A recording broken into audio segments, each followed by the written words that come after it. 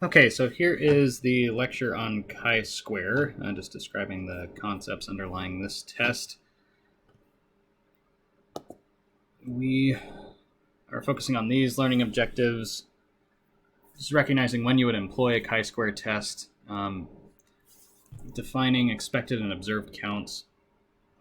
And even though we won't be employing this in the lab and actually running this in Excel, and we also won't be spending a whole lot of time on this test, I want you to at least know about it and hopefully build some intuition about what data would look like that would lead you to have a large, significant chi-square statistic versus a small one. Just kind of getting a feel for what kind of patterns this takes into account. So here's an example of what a chi-square test would be good for. You have an election going on, and you want to know, does the voting rate, the rate of how many people vote, is there a better word for that? Yeah, I don't know. The voting rate for the different parties, Republican and Democrat. Okay. So you could collect some data. You could just send out a survey, ask, are you a Republican or a Democrat? And did you vote or did you not vote in this election? Okay, so this is what we would call categorical data. It's been a little while since we've talked about categorical data. But remember, this is different categories, okay? So this isn't like some continuous or quantitative measure like height or GPA or reaction time. This is a yes-no kind of question. Are you a Republican, yes or no? And it could be, multiple options, multiple categories than just two, more than just two.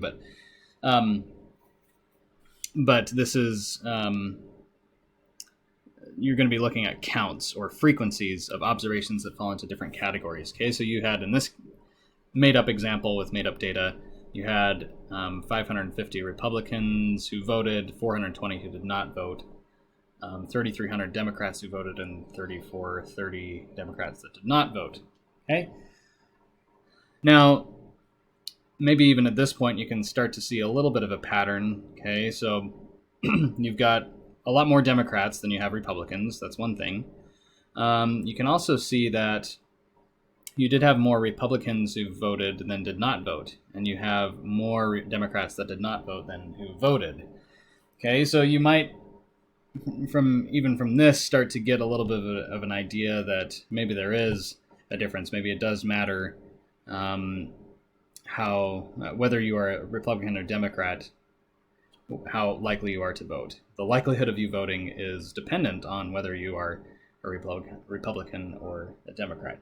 Okay, so a chi-square test allows you to examine that statistically and say, is that just due to some chance variation, just due to this random sample that we took? And if we took another random sample, we'd probably see something different. Is it just due to chance variability, or is there actually something going on here?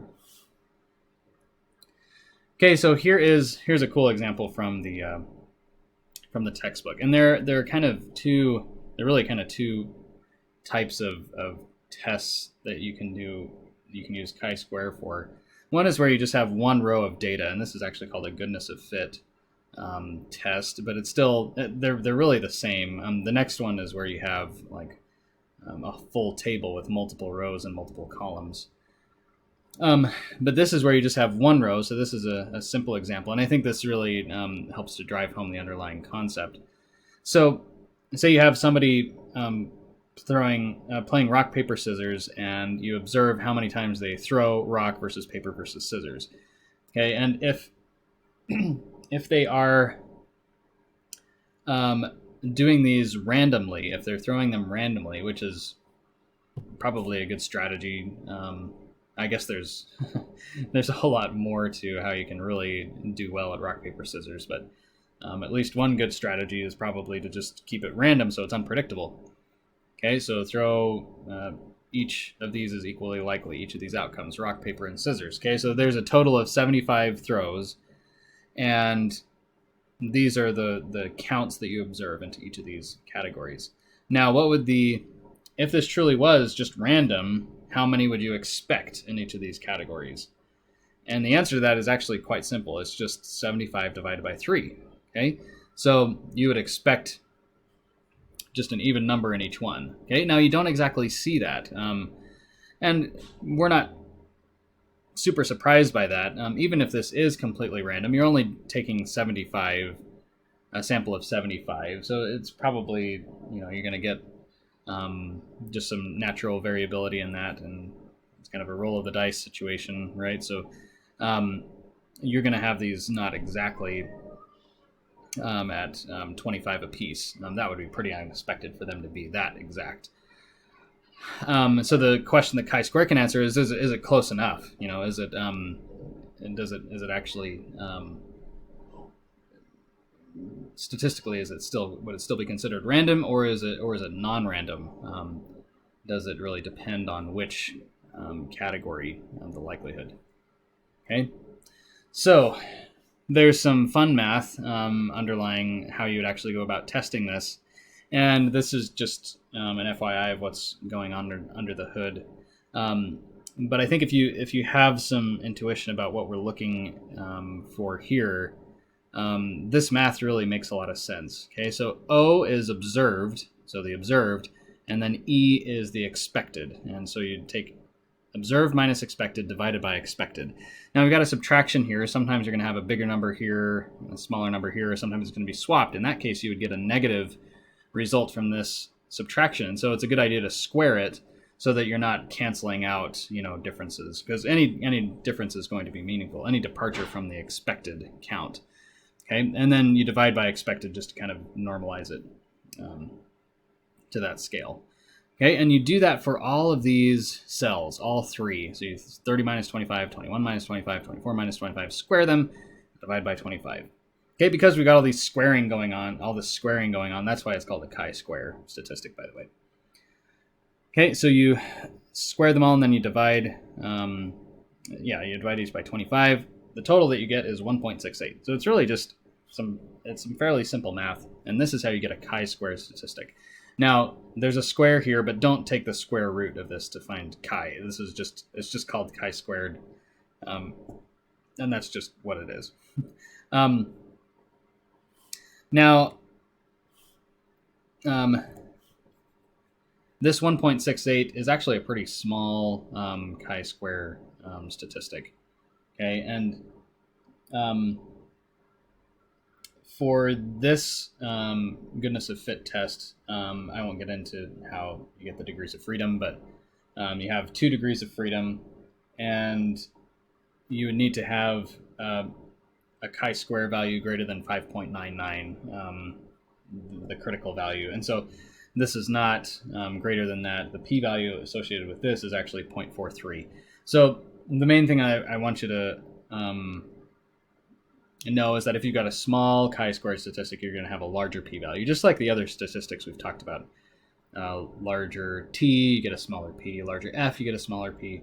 In this case, it's pretty small, and there's online calculators where you could plug this in, and you can see what that p-value is. But in this case, it's not sufficiently different from these observed counts are not sufficiently different from these expected counts that we could conclude that it is non-random. It still looks, we can't conclude that it's random. Okay. Here's another example, and this is called a contingency table. So this is where it gets a little bit more complex, where you have, this is a study looking at a drug versus a placebo and treating anorexia. And then you have success and relapse if taking this, it's Prozac, I believe. Does it actually help in preventing relapse back into anorexia?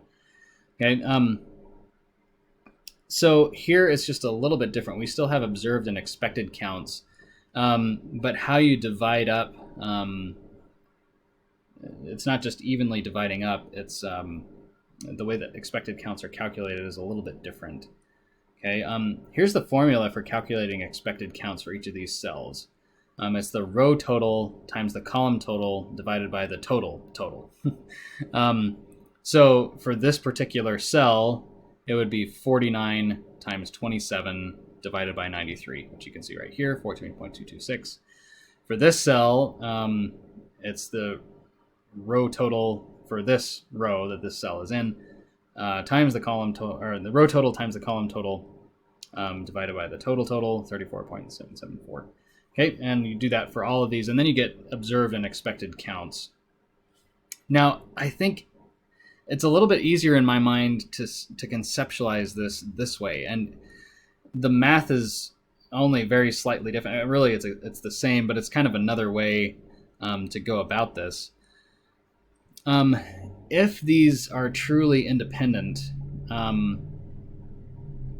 then the proportion of successes in the drug row only, if you look at just drug only, it should be the same proportion of successes versus relapses as there are in just the total successes versus relapses. Okay, so basically, regardless of whether you're in the drug or placebo group, if you kind of collapse across those, there's a 29% of the participants were successes. Okay, they did not relapse.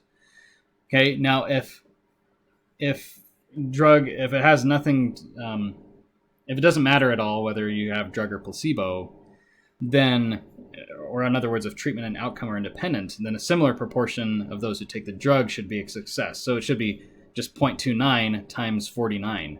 And that gets you 14.226. It's the exact same number. And you can see that those multiplications are here. 27 divided by 93 times 49. It's the same math. But I think that's maybe an easier way to kind of think about it. Okay. I'm going to go ahead and pause here, and I will show a couple examples. Let me go through just how we calculate the chi-square. It's exactly the same, and then I'll show a couple of examples next. Okay, so it's still observed minus expected divided by expected, square the top. We've got 4 cells, add those all up. In the end, we get a chi-square of 0.315. Again, this is a small one, and so the degrees of freedom associated with this is actually just 1. It's the rows minus 1, number of rows minus 1 times the number of columns minus 1, and that's just 1. 2 minus 1 times 2 minus 1 equals 1. And so it's 0.315. And this one is also not significant. Basically, it's saying that Prozac doesn't seem to help in this case. Okay? And hopefully just kind of getting a... you can see that there's... you can kind of see from the table, we kind of saw this coming because in the drug group, there seem to be even more relapses than successes, and in the placebo group, there's even more successes than placebo than there are in the drug group. Okay, now the totals are a little bit different, so you still have to run the test to know for sure. But even just looking at this before running any calculations, you can see it doesn't really look like the drug was helping much. Okay, so that's one thing that I want you to kind of look at, so that you can know basically, does this pass the stink test after you run the chi-square. Okay.